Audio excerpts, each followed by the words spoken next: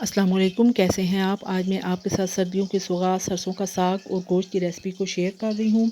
आज की रेसिपी बहुत ही लजीज बनकर तैयार होने वाली है और इसको बनाने के लिए जिन चीज़ों की ज़रूरत है उनमें मैंने गोश्त लिया है आधा किलो, 4 अदद टमाटर लिए हैं, इस तरीके से उनको काट लिया है। 1 किलो मेरे पास सरसों का साग है, इसको मैंने धोकर बॉयल कर लिया है और बॉयल करते हुए इसके अंदर थोड़ा सा नमक भी शामिल किया है। 2 मीडियम साइज़ के प्याज, उनको मैंने इस तरीके से काट लिया है। 2 टेबलस्पून लहसुन और अदरक कूटा हुआ, नमक हाफ़ टी स्पून, हल्दी पाउडर 1 टीस्पून, कश्मीरी लाल मिर्च हाफ़ टी स्पून, कसूरी मेथी 2 टेबलस्पून, कुटी हुई लाल मिर्च 1 टीस्पून, गरम मसाला पिसा हुआ हाफ़ टी स्पून। चलें जी, आज की रेसिपी को बनाना शुरू करते हैं।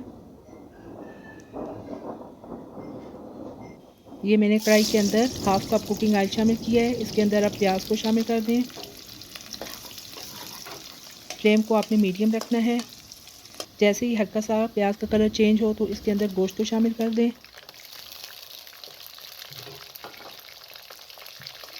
साथ में लहसुन और अदरक को भी शामिल कर दें।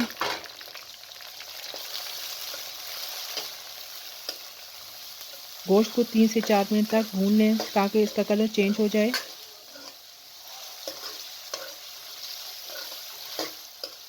ये देखिए जी, तकरीबन 5 मिनट हो चुके हैं और गोश्त का कलर चेंज हो चुका है। अब इसके अंदर जो टमाटर कटे हुए हैं वो शामिल कर दें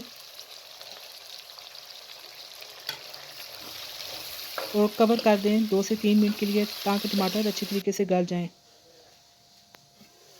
ये देखें जी, तकरीबन 5 मिनट हो चुके हैं और टमाटर अच्छे तरीके से गल चुके हैं। अब इसको अच्छे तरीके से भून लें। साथ में तमाम खुश्क मसाले जात जो हैं वो भी शामिल कर दें।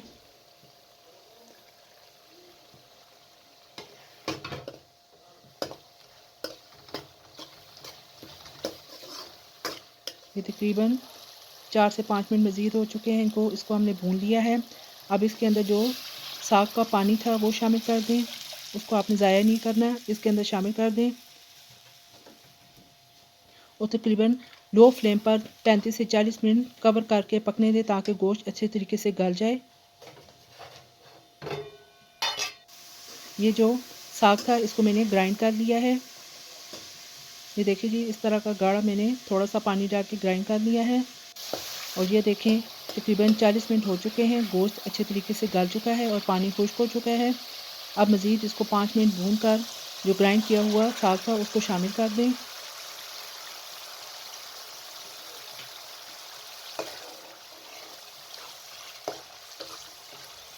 अच्छे तरीके से चम्मच चलाएं ताकि तमाम चीज़ें अच्छी से मिक्स हो जाएं। ये तकरीबन मज़ीद 8 से 10 मिनट हो चुके हैं। इसको मैंने हल्की आंच पर भून लिया है, पक गया है। ये देखिए जी, साग गोश्त रेडी हो चुका है। ये देखने में भी कितना लजीज और ख़ूबसूरत लग रहा है। आप इसको इस तरीके से ज़रूर बनाइएगा और मुझे कमेंट बॉक्स में बताइएगा कि आपको मेरी ये रेसिपी कैसी लगी है। अगर आपको मेरी रेसिपी पसंद आए तो मेरे चैनल को सब्सक्राइब और शेयर कर दीजिएगा और बेल आइकन को भी प्रेस कर दें ताकि मेरी हर आने वाली नई वीडियो आप तक पहुँच सके। फिर इंशाल्लाह एक अच्छी सी नई वीडियो के साथ आपकी खिदमत में दोबारा हाज़िर होंगी। इजाज़त दीजिए। अल्लाह हाफिज़।